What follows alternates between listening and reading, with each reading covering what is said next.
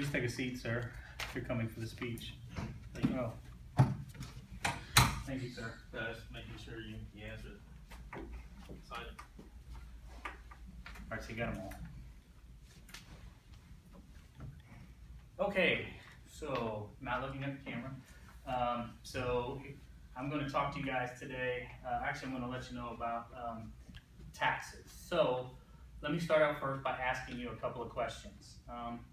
Do you like paying income taxes? Correct. No. Do you wish there was a way that you didn't have to pay income taxes? Yes, absolutely. All right. So before I start telling you about alternatives to the way that we currently pay taxes, I want to tell you kind of about what our taxes go to. So our taxes go to schools, they go to the salaries of our teachers, they go to roads, they go to stop signs, they go to our military, they go to courtrooms, they go to judges, they go to all these things that we still need regardless of what kind of tax system we pay. So the tax system I'm going to tell you about, it's still going to fund all of these things. So essentially the same things that the current tax system pays for, this tax system will as well. The current tax system that we have is based off the amount that you make.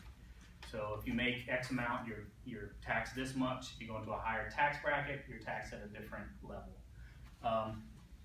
The problem with that, or a couple of problems with that, is according to Richard Sibilia and Florentina Aguilar, who wrote a white paper on tax evasion, 15% of all taxes that is reported by the U.S. Bureau of Economic Analysis is not reported to the IRS.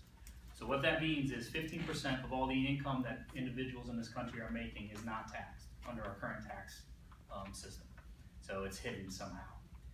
So that's one of the problems that this new tax system will take care of.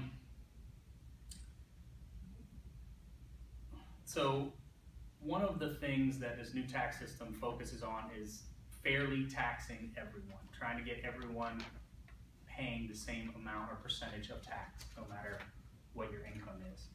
So the name of this tax program is called Fair Tax. And if you go to fairtax.org, it'll give you a good amount of knowledge on a little bit more than what I'm going to talk about today, because I'm going to stay at a bit of a high level. But really the simple terms of fair tax is that it replaces income tax and payroll tax, and it taxes sales on new purchases above the poverty level. So what that means is the poor don't pay more, but the rich don't pay less either. So the way that they tax above the poverty level is they give you what they call a prebate. So essentially what they do is they go into each home and they say, okay, in order for you to survive with the basic essentials, it's going to cost you X amount of dollars every month. So at the beginning of every month, you get a check for a certain amount of dollars, depending on how much you need to provide essentials for your family for that month. When you go to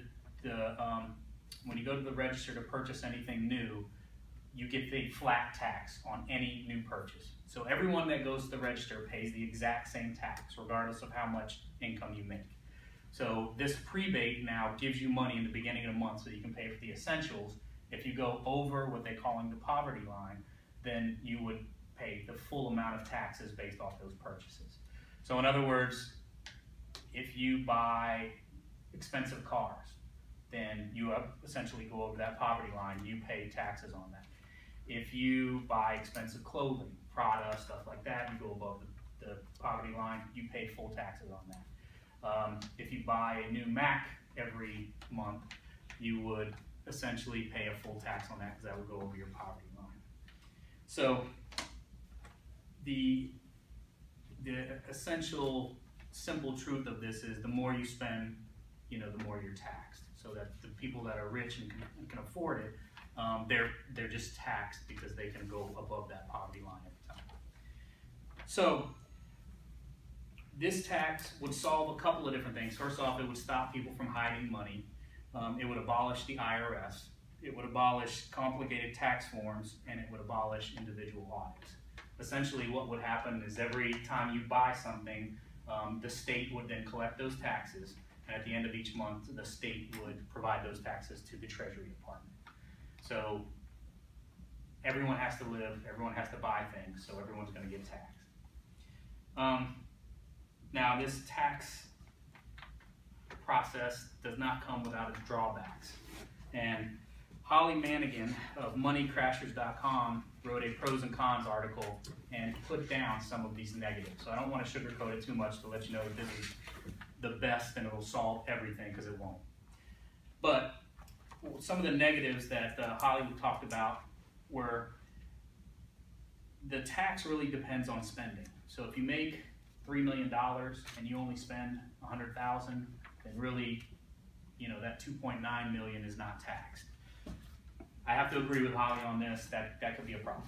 You know, I mean, I don't know how big a problem that would be, but it kind of rewards people that live, you know, modestly. So if you don't go out and spend, then, you know, you're not taxed as much. She also says she believes it will decrease overall spending. I don't typically agree with that. I think if you have the money and you want to buy a new Mac every month, then you buy it. That, you know the price. You know what the price is going to be based off the sales tax. So if you have that amount of money, you just buy it. If you want to buy a new Corvette, you go out and buy it. I don't know that people are going to say, "Oh, well, I'm paying tax on that. I'm not going to get it." They either afford it or they can't. She also states that this would create an undue burden on the states, because the states essentially have to collect the taxes and send it off to the Treasury Department. And although that is true, they have to collect the taxes and send it off to the Treasury Department, the federal government is compensating each state financially for that burden. So it's not as though the federal government's asking the state to just do something and, hey, they're not going to get compensated. That's not it. They're asking them to do this, but they're also going to provide them the financial requirements of actually performing this extra duty. She also states this could create some kind of black market, like it would increase the potential for tax evasion. Again, I don't know that I agree with that. You know, there's already black market for stuff. I don't know that that would increase. I mean, people already try to get around a lot of things. You know, ergo the 15% that people, some income is coming in that we don't even know about. So there's already a black market out there. I don't know that this would cause an increase in that. Some of the other negatives that she stated, but I really disagree with, I look at as positives, are the fair tax gives a prebate, and that's the money at the beginning of the month, to any legal citizen, any legal U.S. citizen. So if you are in the States illegally, if you are in the States on a visa, when you go to the cash register to pay for an item, you pay that tax. You are not given a prebate for essential living for the month. So she says that's a negative. I don't agree with it. I think that's a positive. We still, as citizens, have to pay for roads, have to pay for street lights, have to pay for water. All those kind of things our taxes go to, where if you're here illegally or you're here on a visa and don't pay federal taxes, you don't have to pay for that, but yet you are rewarded with these types of utilities. Molly also says that this will reduce tax deductions and tax credits, which is the whole point. Now she says this is a negative, but I see this as a positive. This is how you make $3 million now and only pay 3% in taxes. Our president is a very good example of this. He didn't pay taxes for, most people think, a few years, because he took a loss one year and that compensated him from paying taxes. So the fair tax is designed to remove all that stuff. I mean, that's the whole reason you would do it, is so that people can't kind of cheat. You know, if you have enough money to hire somebody that can get creative with these deductibles, then you're going to pay a reduced amount of taxes compared to somebody that doesn't. Molly also, in her article, at the end of her article, she says she is one that benefits greatly from these deductions, that she only pays about 8% in taxes, where most of us pay anywhere from 16 to 24% in federal taxes. So Molly is one that is taking advantage of the current tax system, and that's why probably the fair tax doesn't look as appealing to her as it does for maybe some of us others. So, as a final statement, fair tax isn't a silver bullet. It doesn't solve all of our needs, but in my opinion, it gets much closer than the current system. It rewards those that are modest. It taxes everyone equally that is in this country and is using the utilities and all of the legal benefits that you get. These all come from our current taxes. And so when you go to the register and purchase something, or you drive on our roads, you are reaping the benefits of something that we pay for right now, and I think that you should have to help in creating those. So that's it for me. Any questions? Go ahead, Mo.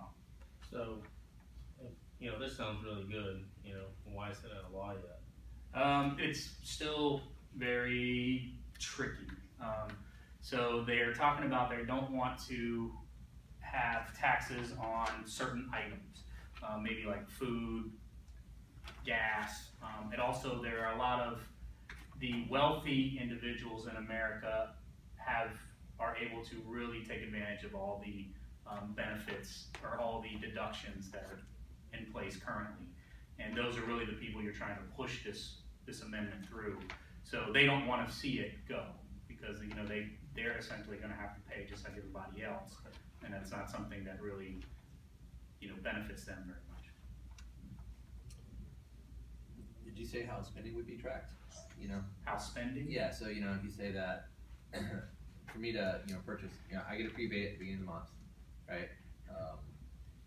Your prebate is based off of you. So if you, Sean, have a wife and 2 kids, and you live X, you have X amount of cars, you get a prebate based off of just you.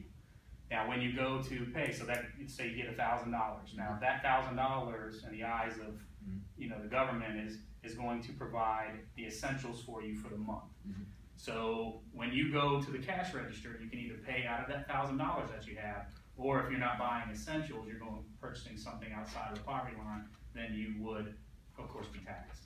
But you're going to be taxed on everything, regardless of whether you're using the $1,000 or not. But how is that tax? I mean, is there like a bank?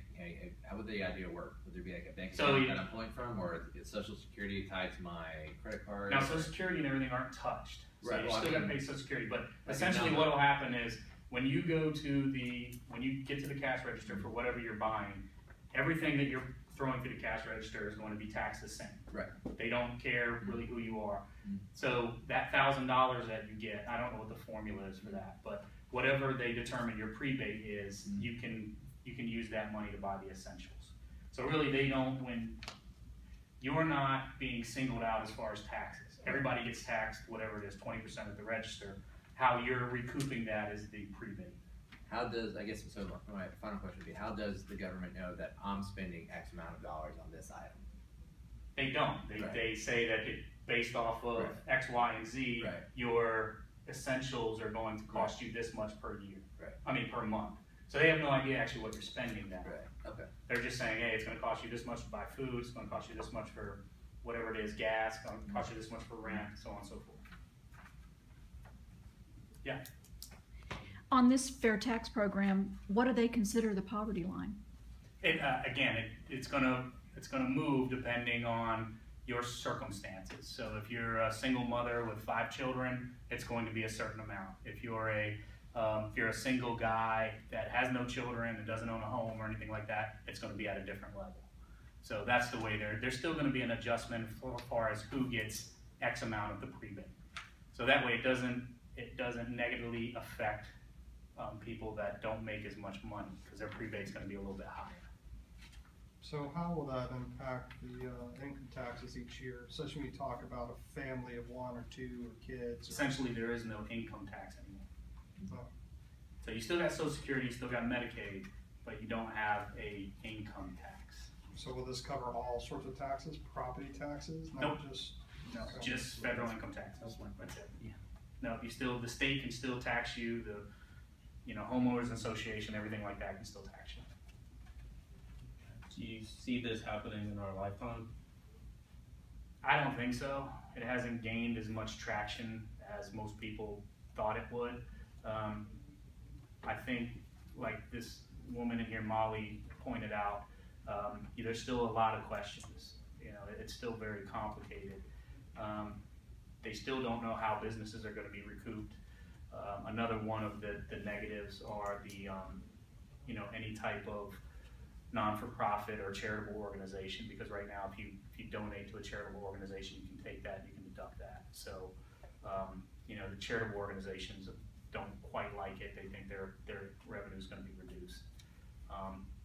But my reply to that would be people now take advantage of that. That's how they're getting these massive deductions. So, because they're using that, not necessarily donating.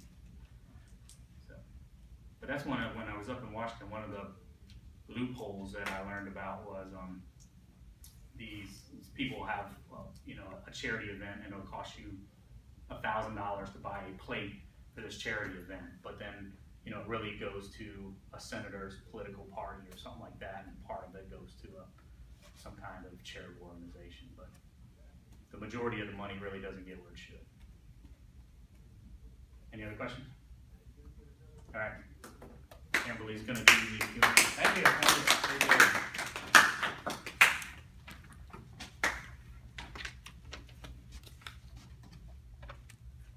Okay,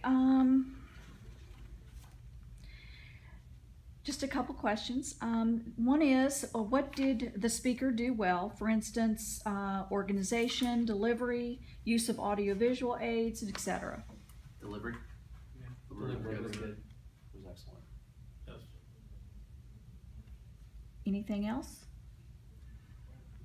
He answered the follow-up questions well. I thought, after the speech was done, the questions came, and he was he showed a good degree of knowledge on the topic outside of his main speaking points.